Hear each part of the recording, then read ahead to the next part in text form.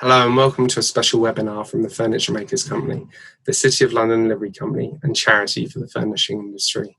Now, our charity was set up over 100 years ago to support people working in the trade during times of financial hardship. Now, there's a lot of hardship about because of the COVID-19 crisis.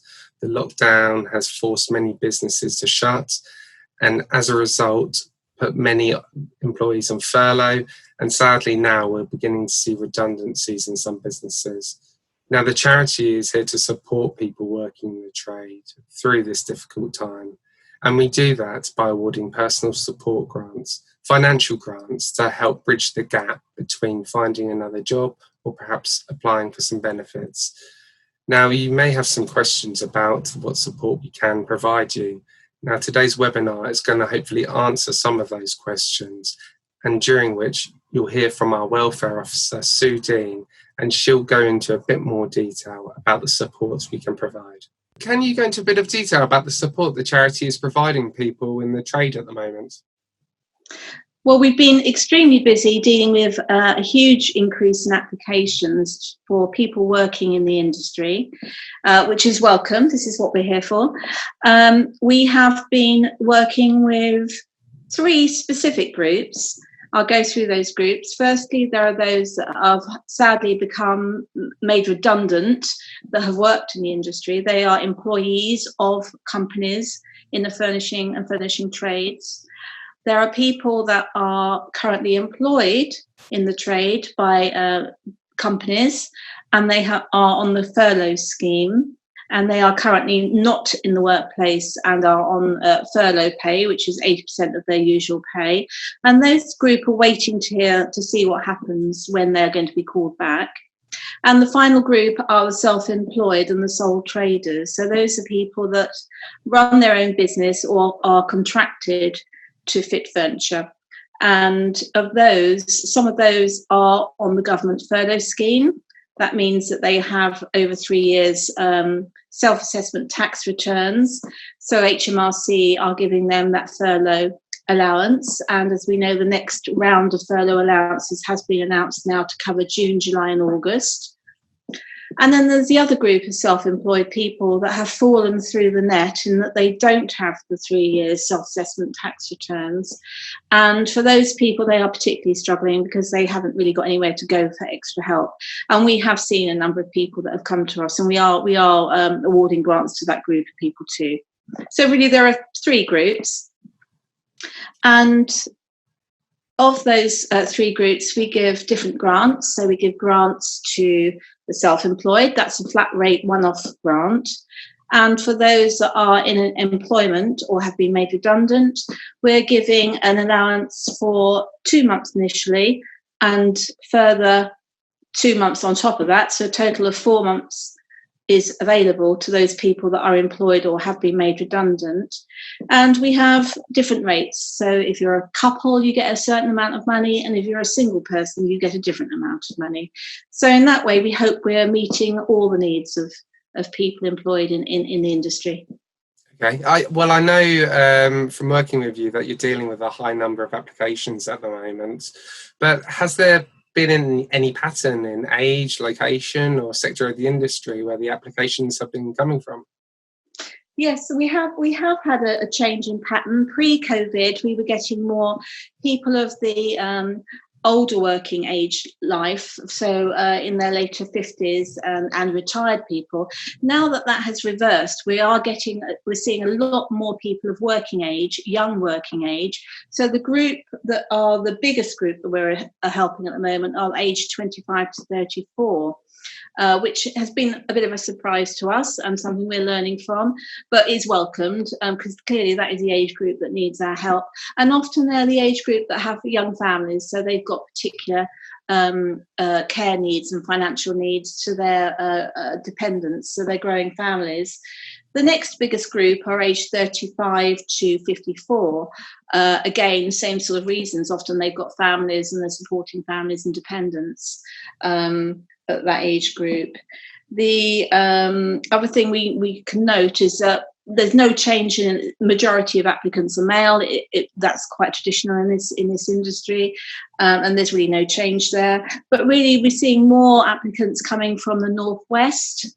So that's sort of Merseyside, Lancashire, that kind of area, and that's the biggest group from the northwest. And then probably the south east is the other high group, with Wiltshire, Hertfordshire, that sort of area.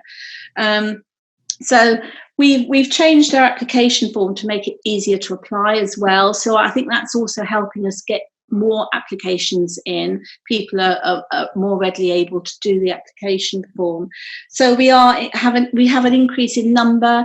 We have a different age group, different kind of demographic of what we're doing at the moment, which is very interesting actually for us. So we're learning from this as we go along as well. It's interesting that there's, people from across the UK applying for the support from the charity. What criteria do applicants have to meet in order to apply for a personal support grant? Okay, the Furniture Makers Company has been going for many years, as many people will know, and the criteria has always been that they've worked for at least 2 years in the industry in some capacity. Now we're saying that because of the crisis, that isn't a hard and fast rule. We will look sympathetically at people that have worked less than 2 years, given the extraordinary situation we're all living through at the moment. The criteria really is that they complete the application form that we supply in full and sign it, return it to me with evidence of some sort, a letter from their employer, possibly if they're employed, to show that they've been furloughed. If they're self-employed, we need to see the last submitted self-assessment tax form, not the full document, just the front page is enough. So that we can see that they're working in the industry, what they do in the industry, how long they've been doing it for, and we need to see what their income is really, because we are helping those that are the hardest hit by this and the most in need. And so we do need to see something to show what their earnings are, and that would be for the whole household.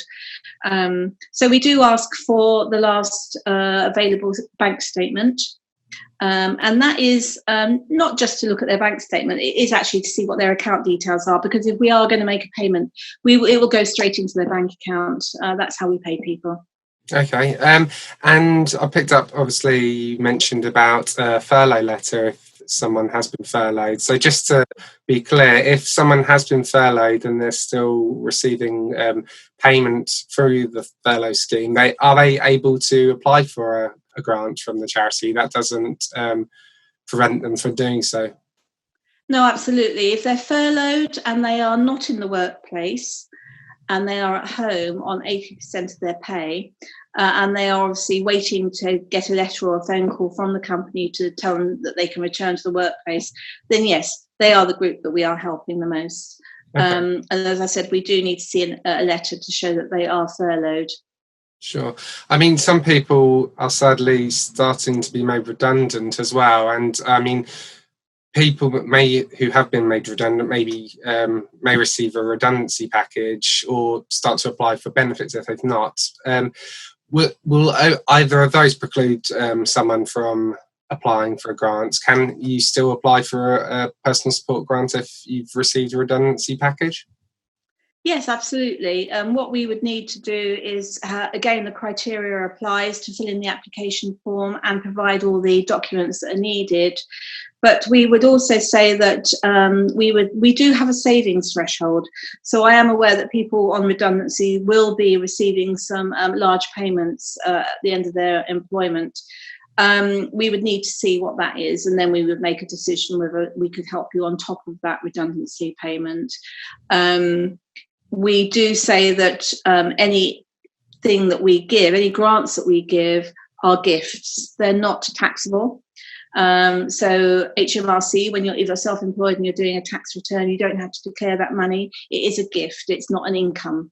The same applies for people on welfare benefits. So people that are furloughed or their partners are furloughed, it doesn't preclude you from applying for welfare benefits. The money that we put into your bank account is a gift. It's not an income, and it should be disregarded for welfare benefit purposes. Yeah. Okay. So you said about being able to pay someone directly into their account. So if I say I applied today and I was successful in my application, how long would I have to wait until the money reached my account? How long does the process take? Well, we have changed our procedures significantly since the onset of COVID-19. For example, it was taking an average of 2 weeks to get a grant out to people pre-COVID-19. Now, because we've changed our policies and procedures and we have more staff working on it, and we've made the application much simpler, we're getting grants agreed within a couple of days on average. Okay. Fantastic. So, I mean, the most important question, what's the best way for someone to get in contact with the charity if they want to start an application? Well, the best thing you can do is go to our website, www.furnituremakers.org.uk. Have a look there at the COVID-19 section, and it will show you where there is an application form which you can download, complete, and then return to me, welfare officer, or you can report it back to the support at site. All the information is on the website. If you can't use the website for any reason, if you don't have access to a computer, then you can contact me on 0207 562 8528, and you can talk to me and I can post one to you. It will take longer. You're not going to get it within 2 days. But we are doing applications that way, and we can certainly post one out to you. You can post it back to our city base, and I will get that and process it once we've received all the information back from you. Okay, fantastic. So, I mean, the charity's been running for over 100 years and supporting people throughout that time. So, I mean, so supporting people isn't new to the charity at all. But how would the normal grant process work, and what would the charity usually provide grants for? The old style grants, and eventually when we get through this, we will carry on doing the old style grants. We'll be back to new normal. Our grants are for people that have worked in the trade for at least 2 years and can show that they are in some sort of financial hardship. So the criteria is pretty much the same. Application is pretty much the same. It is a longer application form, but it's not too much longer. And the kind of thing we help with are things like rent arrears. We don't want anyone in the trade becoming homeless. So if you have a situation where you're struggling to pay your rent arrears and you're looking at evictions and such like, then it's worth coming to us, see if we can help you with that. White goods are something that we help a lot to. So your fridge freezer breaks down and you can't afford a new one, or your washing machine breaks down, that kind of thing. That's the kind of thing we can help you with. Other furniture we can help you with. Hardship grants. I know a lot of people are servicing debt at the moment, and I know that is a real struggle for a lot of people, particularly at the moment. And as we go forward in the months ahead, for those that unfortunately would be made redundant, they are seriously going to struggle with servicing debts. So if you're on a very low income and you've got a lot of outgoings with debt, then it's worth coming to us to help you with some financial hardship. School uniforms, respite care, respite holiday is something we've helped with, and we've also helped with some funeral costs as well. Okay. They're the traditional grants that we deal with right around the year. And I think if anything sort of positive can come out of this very difficult time, is that people understand what we do a little better and know the name of the Furniture Makers Company and know we're here for people that work in the trade and industry. And it's always worth coming to us and asking, see whether we can help in some way. Okay, so positive stories. Have you got any positive stories, any good feedback from people that the charity has supported over the past 14 weeks that you can share? Yeah, we've had lots of positive stories, and it's always very heartwarming and humbling when you hear about people's stories and how we've helped them. I've already mentioned that a big number of the people we help are young. So young people that are starting their businesses, it's always good to be helping them, give them a little foot up on the ladder, particularly in this crisis. So we've helped people that are struggling to pay their workshop rents, and our payment has helped them out for a couple of months on that. And very often with the young people, particularly young people living at home, they can't always access some of the welfare benefits if they're living with mum and dad, that kind of thing. So we hope we're helping that group. We've helped families, we've helped people that one family weren't able to go ahead with their planned wedding because of the COVID-19 crisis. Families that have babies on the way that we're looking forward to doing up the nursery, that sort of thing. So they found their income dramatically reduced. So those ideas were going out the window. So they've come to us and we've helped them out so that they can get those things underway, ready for when baby comes. We've helped people that have whose partners have become redundant as well. It's not just about that particular worker, it may be about their partner, other members in the family that are struggling. And we've been able to help them out as a whole. Because when we look at assessing people as a we assess them as a family. We look at the application as a household. So we need to know the whole income for that household. And we've helped people with a lot of situations where cars have broken down, they haven't been able to fix bills that need paying, putting food on the table. And we've had some amazing testimonials from our clients thanking us for the extra help we've given them. It's really nice to hear the positive impact that the charity is having at the moment on people going through this difficult time. So finally, is there anything else that you think you should mention to anyone who might be thinking about applying for a grant or considering anything? I always say, ask. If you don't ask, you don't get. That's a good motto. It's always worth it. We have reduced the time it takes to make the application. It's a shorter application form. We've made it as easy as we can. If you have any difficulties either reading or understanding the application form, then you can phone me or email me and we can go through it with you. What I would like to say is what we haven't covered is the employers. For the big employers out there, for any employers out there, if you have staff that that are struggling with their individual circumstances, whatever they are, and we've all got different things going on in our lives. At the moment, a lot of people are going to be facing hardship of one sort or another. So I want to say, as employers, HR departments in particular, remember the Furniture Makers Company. Let people know about us. Give maybe your employers our application form. Maybe you could help them by giving them access to the internet so they can apply using the internet and access our database if they don't have that access at home themselves. So I'd say employers, don't remember us as well and come to us if you have staff. When you're not sure, just run it by us and we'll be happy to talk it through with you. Yeah, absolutely. And a very nice segue from that is our One Step at a Time campaign, which is encouraging companies in the UK furnishing industry to sign up and basically commit to shouting about the charity's message of financial support to its employees. All it takes, it's a very quick and simple and free process.